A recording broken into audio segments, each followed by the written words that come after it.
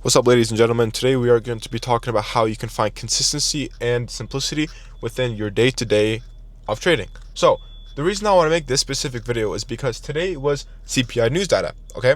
And I woke up extra early, and this kind of reminded me of how sophisticated and consistent I have been with my day trading routine. And that's what I'm about to walk you through and show you how to become a profitable trader. So, I'll run through a real-life example of today. So, I woke up at 7:30 because CPI news data was at 8:30, and I wanted a little bit of extra time to do what I need to do to get ready in the morning. Hopped in the shower, ate my breakfast, drank my coffee, and moved on to start doing my CPI.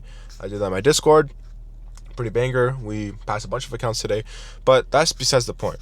What actually happened was that a lot of people within my Discord were actually not able to pass any accounts. And they were complaining like, oh, I accidentally chose micros. Oh, I didn't get filled properly because I messed up my order. Oh, I did. So many people have so many problems with simplicity. Everyone wants to overcomplicate things to think that they are the best or to get the best result, when the best result is simply, well, simplicity. What I did is I hopped on the charts, did my pre-market analysis, marked out all my highs and lows, my market open, my macro, all that kind of stuff. Got on the charts and said, okay guys, we're going to set buy stops and sell stops above and below at 30 points. I even got the price tool to mark out the 30-point candle, and that's it. That's all I did. People were still able to mess it up just because they wanted to overcomplicate things. Because I've been down this road. Trust me, I've definitely been down this road, and it'll never work. It'll never work when you try to overcomplicate something.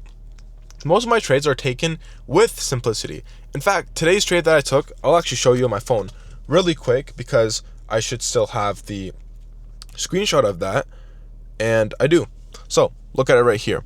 Oh, there's a little bit of a glare right there, but we moved up into my Fibonacci level on the higher time frame. As you can see, those little golden places, and then we had an inverse fair value gap, and I simply shorted off of that, and I banked.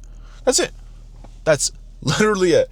Everyone wants to overcomplicate their strategies by throwing in a million confluences and saying this is the best strategy ever, always hits, blah, blah, blah, this, that, and they went. When it actually comes to doing it in real time and not backtesting, they seem to mess up because a psychological aspect gets affected within your head. And I completely relate to this, even as a very profitable trader, right? I took my trade on CPI, and I saw the candle kept going up. I'm like, you know what? Longs could look good here. That's what the back of my head said to myself. That's what I said to myself in the back of my head. Even though longs could have quote-unquote looked good, it doesn't matter because that's not my model. I'll wait till the market opens and I'll take my trade. It doesn't matter how many of those stocks you have. It's normal for even people like me to get them. It's okay. I talk to all my trader friends that, have like tens of thousands of followers and stuff. The same thing for them. It doesn't matter. You just need to realize that the key is minimalization.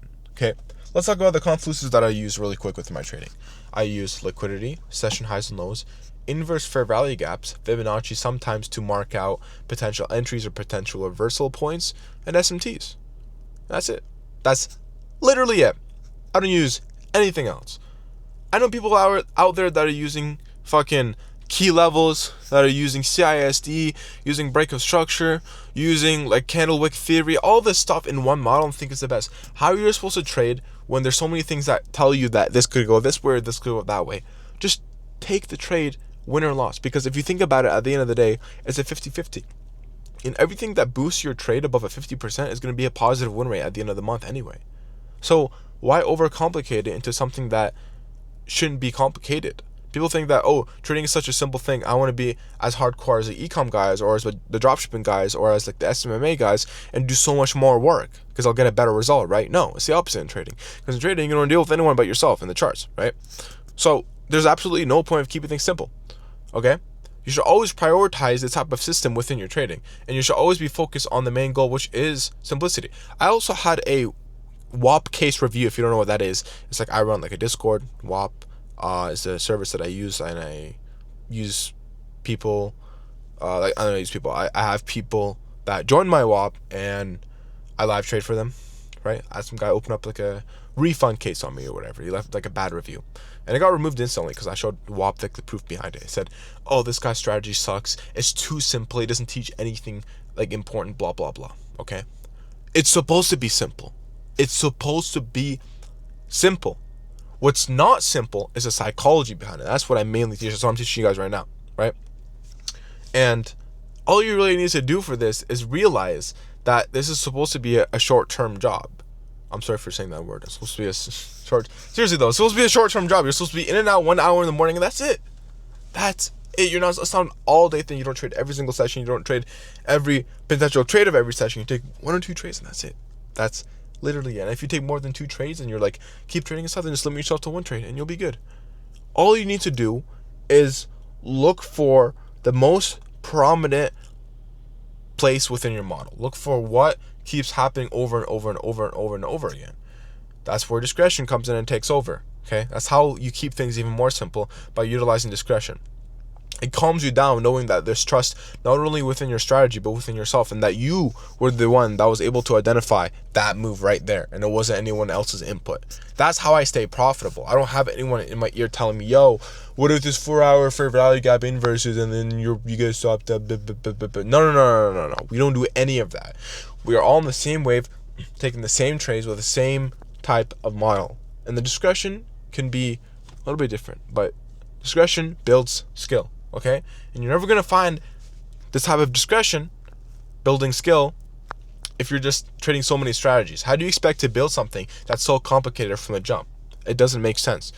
You start simple and you keep it simple, because simple is what works at the end of the day. Okay? That'll be all I have to say for you guys today. Hope you enjoyed the video, and yeah, take care.